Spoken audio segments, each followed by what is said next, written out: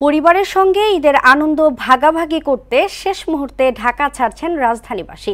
Rail station, বাস টার্মিনালগুলোতে যাত্রীর চাপ বাড়লেও ঈদ ছুটি আগাম শুরু হওয়ায় উপচে পড়া ভিড় ছিল না। ভোগান্তি ছাড়াই শেকড়ের টানে বাড়ি ফিরতে পেরে খুশি সাধারণ মানুষ। এমআর আসাদের রিপোর্টে। কেউ স্বপ্ন নিয়ে, কেউ বা স্বপ্নের কাছে ফিরে যাচ্ছেন ঈদের আনন্দকে পূর্ণতা দিতে। পরিবারের বয়স্ক বা কনিষ্ঠ সবার একটাই চাওয়া, নিরাপদে স্বজনদের সান্নিধ্যে পৌঁছানো। সোমবার ঈদ উল ফিতর উদযাপিত হলে রোববারই বাড়ি ফেরার শেষ দিন, তাই বাক্স পেট্রা গুছিয়ে তাড়াহুড়ো ছুটোছুটি রেল স্টেশনের প্ল্যাটফর্মে। কয়েকদিন আগে থেকেই ঈদের ছুটি শুরু হওয়ায় রোববার যাত্রীর চাপ ছিল তুলনামূলক কম, তবে চাহিদার তুলনায় টিকিট বরাবরের মতোই অপ্রতুল। যাওয়ার ঈদের আগে মোটামুটি চলে গেছে অনেক, এই জন্য অন্যান্য বছর হচ্ছে ঈদের চেয়ে এবার ঈদের একটু জার্নিটা কম, যানজটটা কম আর কি। খুব ইজিলি যেতে পারতেছি, হ্যাঁ, খুব স্বাচ্ছন্দ্যে।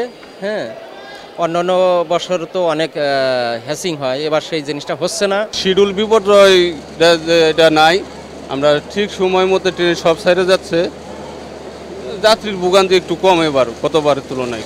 একই দৃশ্য বাস টার্মিনালগুলোতেও। বিকল্প নানা পরিবহনে যাত্রীরা রাজধানী ছেড়ে যাওয়ায় প্রত্যাশিত যাত্রী জোগাড় হচ্ছে না কাউন্টারগুলোতে। সচরাচর যেরকম ঈদগুলা আমরা কাটাইছি সেরকম না, তবে আজকে মোটামুটি ভালো।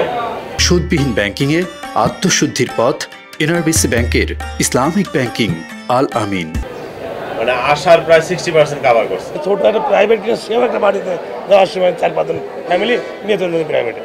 আগে এরা সব বাসে যায়, এখন তো তারা যাচ্ছে। স্বপ্নের ঈদযাত্রা পরিপূর্ণতা পাবে তখনই যখন নারীর টানে শেকড়ের কাছে নিরাপদে পৌঁছাবেন স্বজনরা। এমআর আসাদ, মোহনা সংবাদ, ঢাকা।